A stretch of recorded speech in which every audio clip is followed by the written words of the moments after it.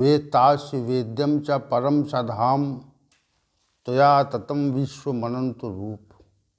वायु यमः अग्निवर्णा शशांकः प्रजापतिस्त्वं प्रपितामहश्च। नमो नमस्तेस्तु सहस्रकृत्वा पुनश्च भूयोऽपि नमो नमस्ते। वसुदेवसुतं देवं कंसचाणूरमर्दनं देवकी परमानंदम श्रीकृष्णं वंदे जगद्गुरुं। कृष्णं वंदे जगद्गुरुं। कृष्णाय वासुदेवाय हरे परमात्मने प्रणतक्लेशनाशाय गोविंदाय नमो नमः। गोविंदाय नमो नमः। हम सभी आज पुनः भगवद गीता के विशेष प्रातःकालीन सत्र में भगवद गीता ज्ञान के जिज्ञासु के स्वरूप में यहाँ पर उपस्थित हैं और भगवान श्री गोविंद की सानिध्यता में यह गीता ज्ञान सत्र नित्य आगे की ओर गति कर रहा है और हम उन्हीं के साथ बैठकर इस सत्र का आनंद ले रहे हैं।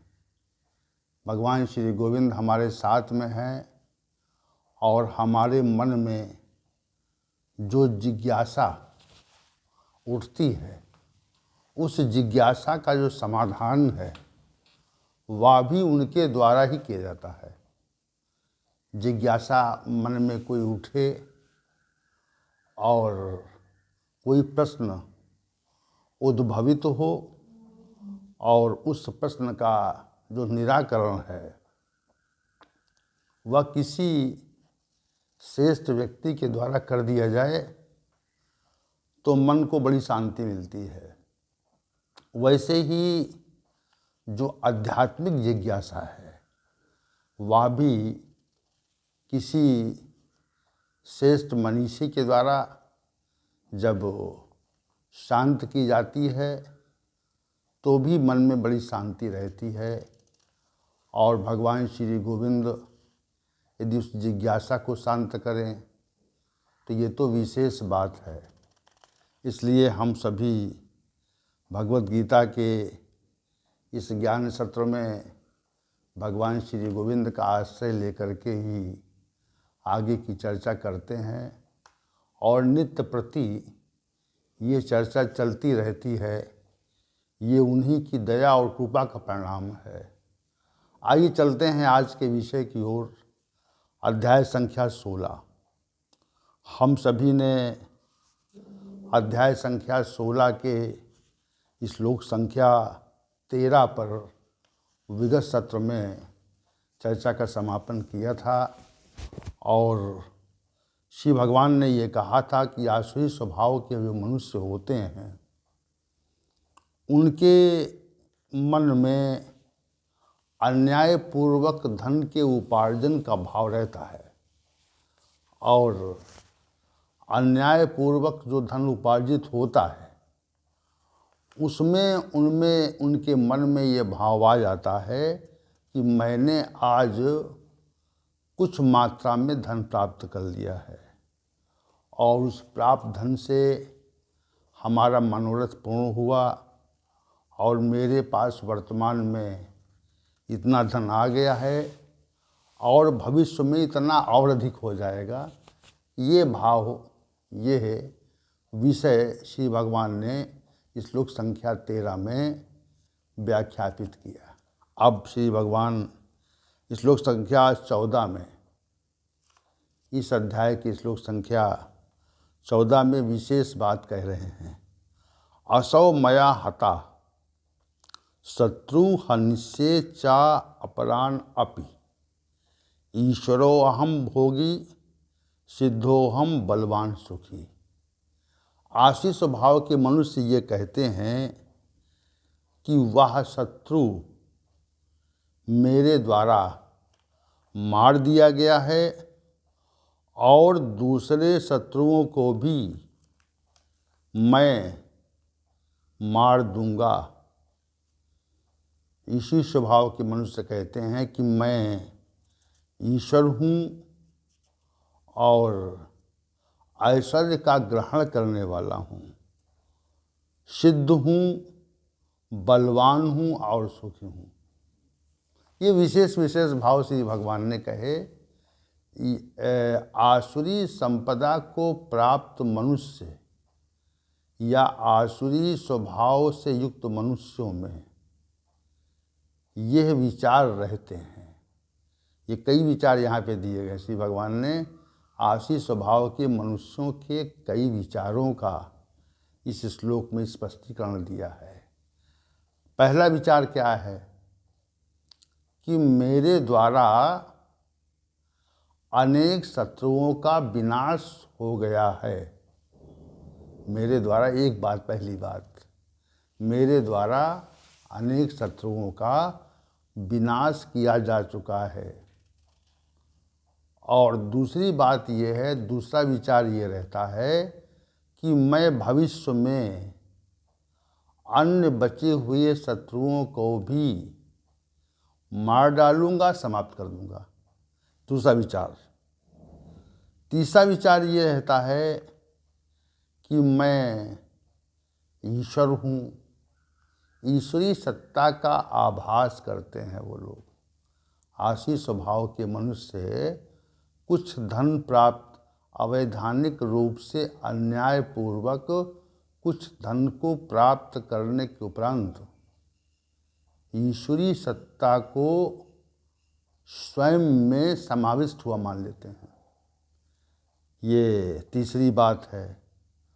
और चौथी बात श्री भगवान ने कही, वे अपने को सांसारिक विषयों का ग्रहण करने वाला या भोक्ता समझते हैं कि मैं सांसारिक विषयों का भोक्ता हूँ।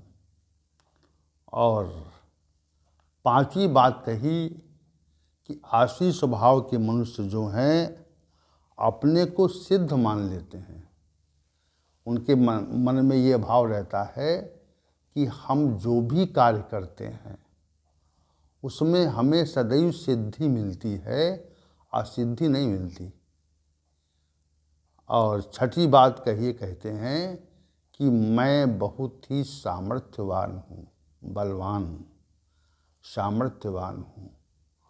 और अंतिम बात ये कही, सातवीं, कि मैं ही सुखी हूँ।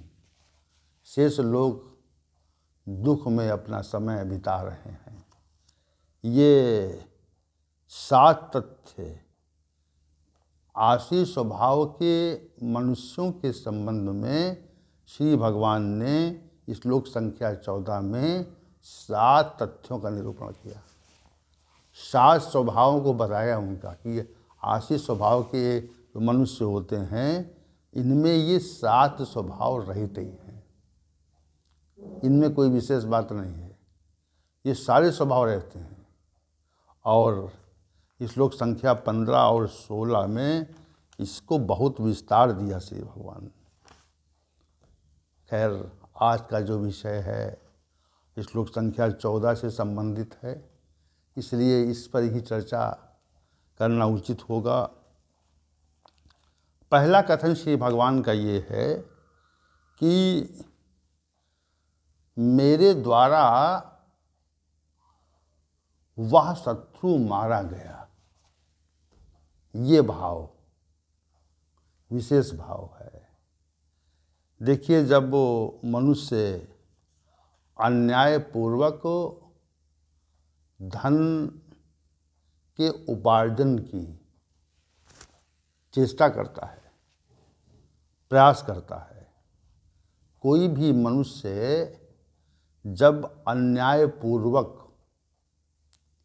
धन के उपार्जन की चेष्टा करता है और चेष्टा करने के उपरांत उसको कुछ विशेष मात्रा में धन की उपलब्धि हो जाती है, यदि हो जाती है तो उसकी दूसरी स्थिति से भगवान ने कही कि वो ये मान लेता है कि हमारे पास धन है।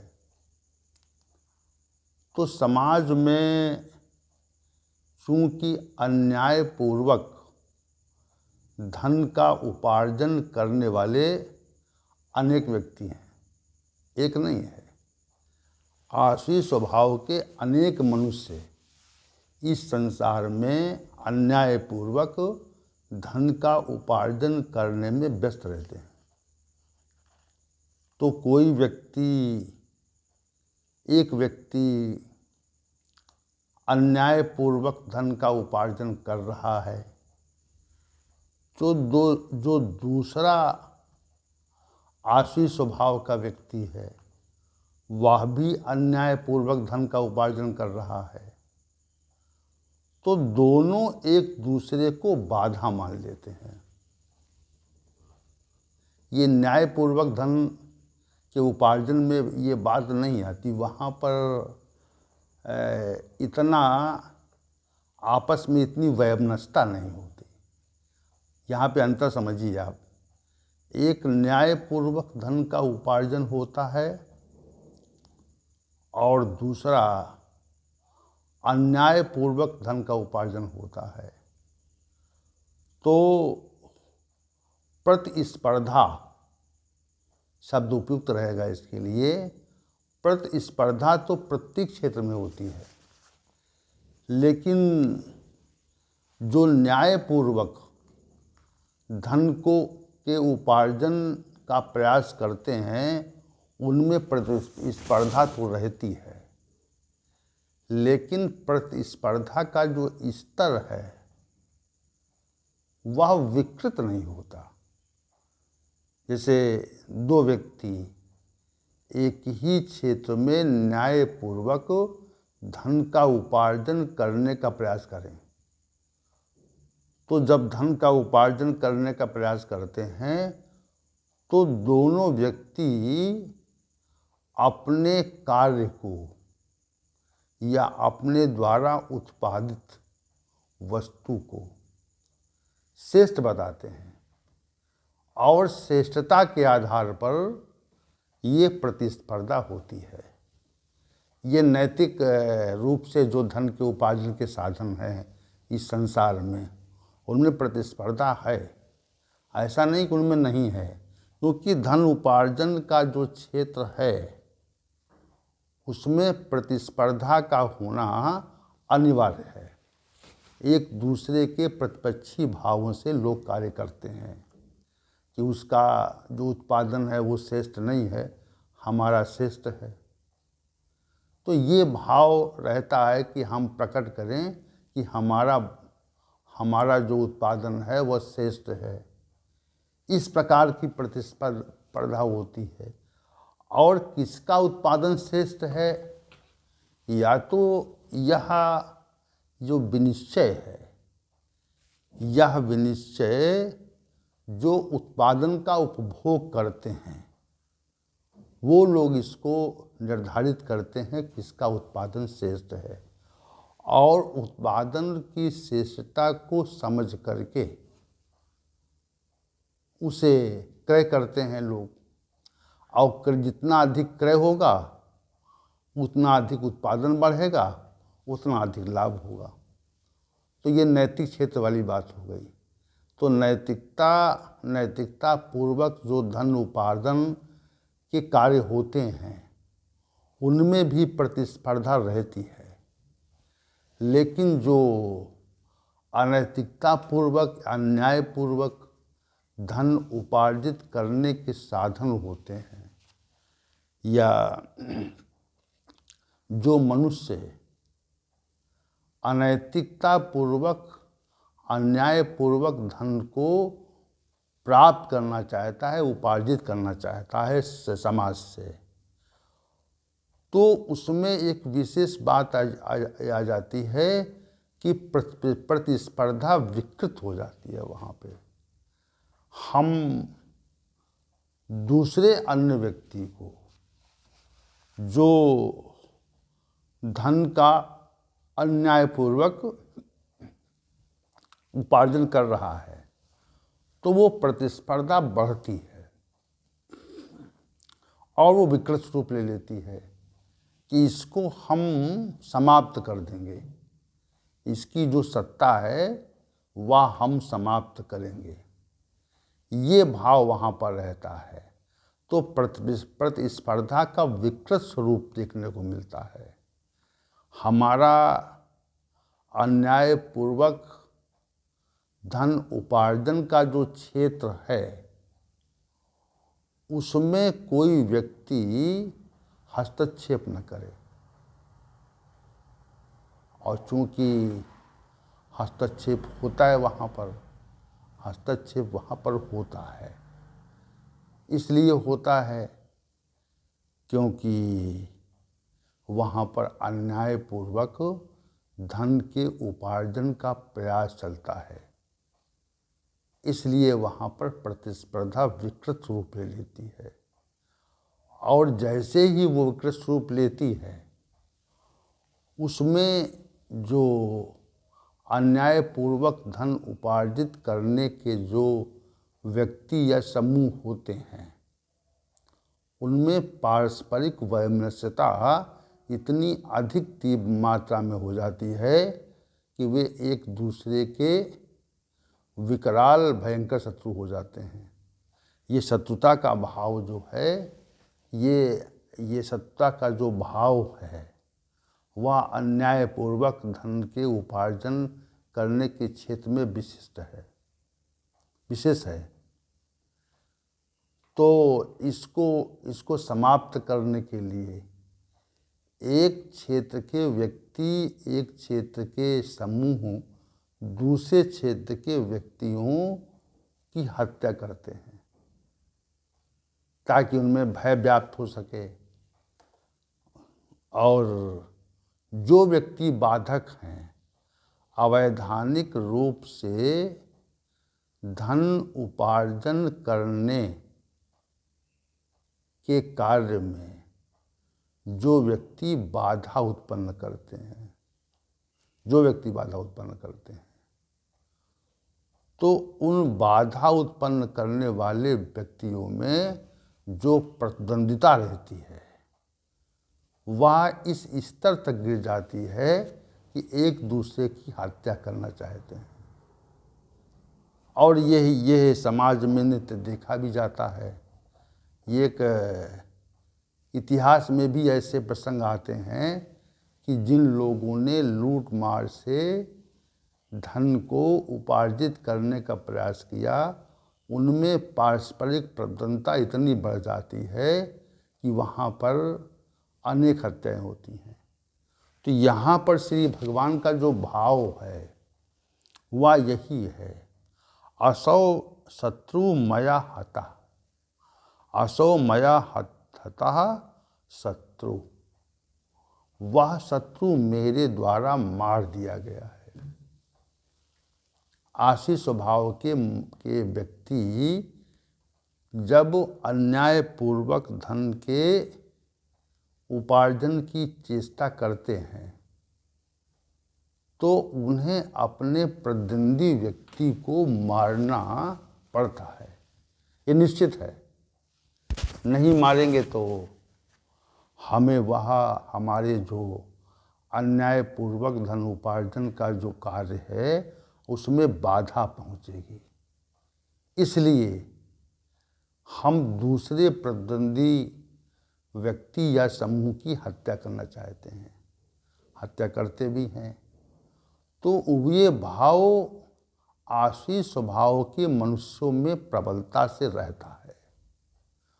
उसी भाव के प्रकटीकरण के लिए श्री भगवान ने अध्याय संख्या 16 और श्लोक संख्या 14 में 14 के पूर्वार्ध भाग में ये बात कही, असौ मया हता शत्रु, वो शत्रु जो मेरे मार्ग में अवैधानिक उपार्जन के क्षेत्र में जो हमारा प्रतिद्वंदी बनकर आया था उसको मैंने मार दिया, समाप्त कर दिया।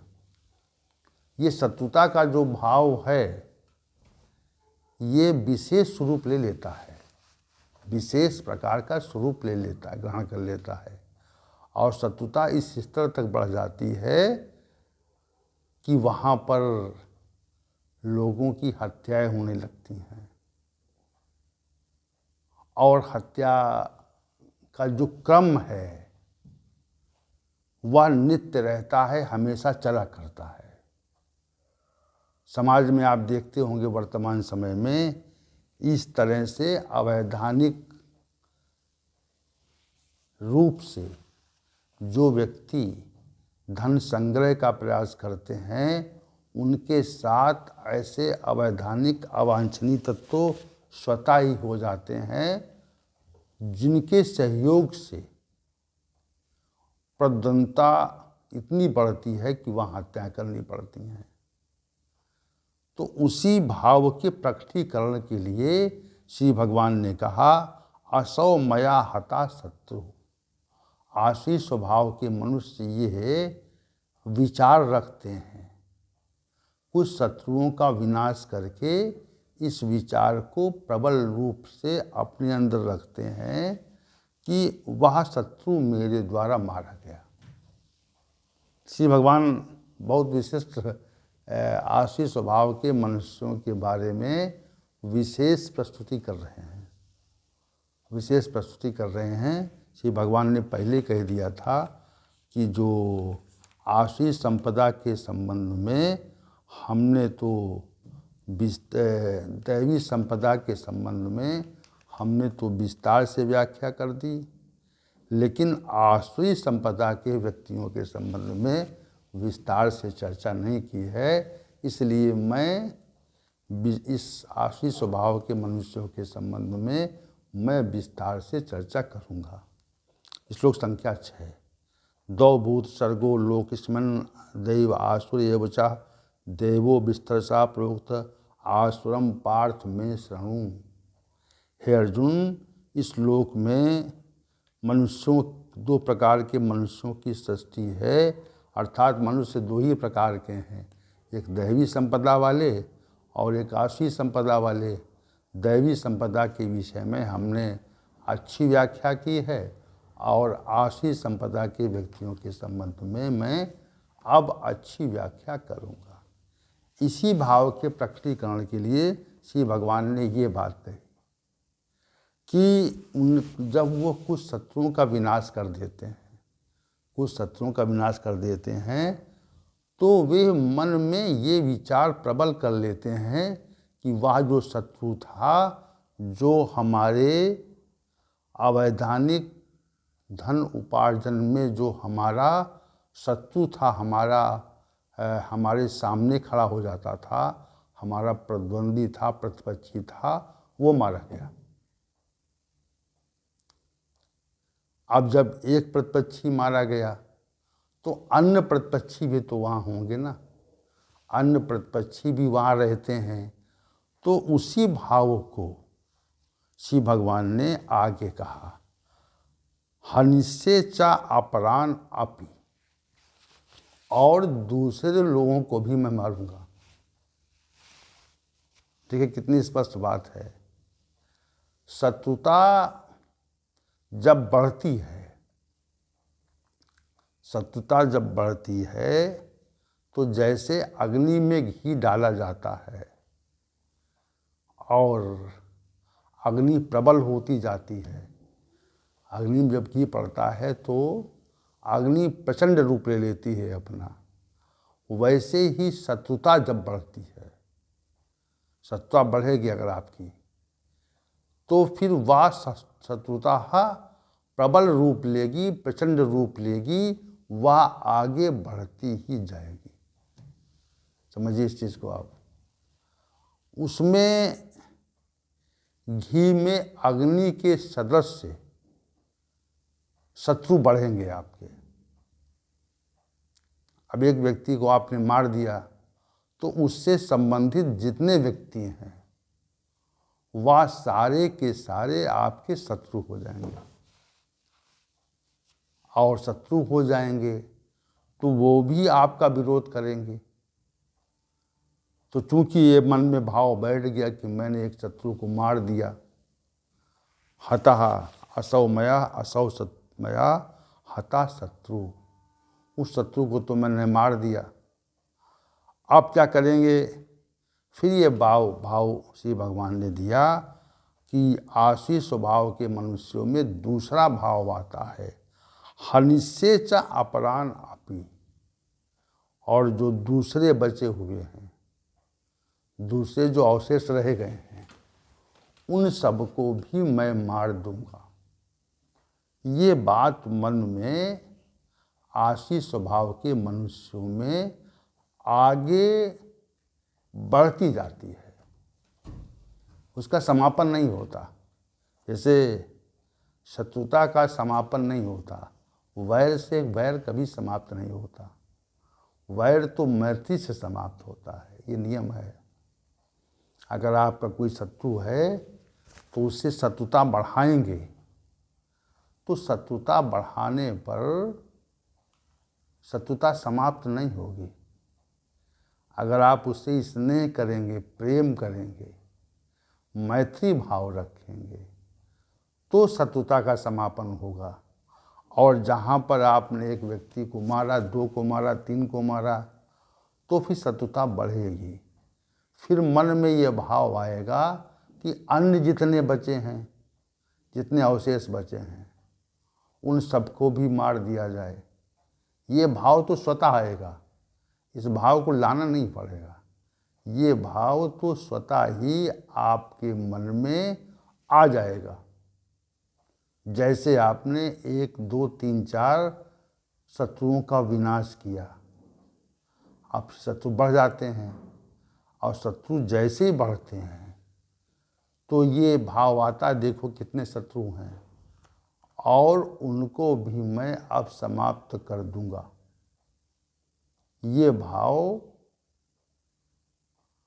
मनुष्य के आशी स्वभाव के मनुष्य के अंदर निरंतर बढ़ता जाता है। इसी भाव को लेकर श्री भगवान ने श्लोक संख्या 14 को पूरी तरह से व्याख्यापित किया कि असौ मया हतः शत्रु हनस्ये च अपरानपि।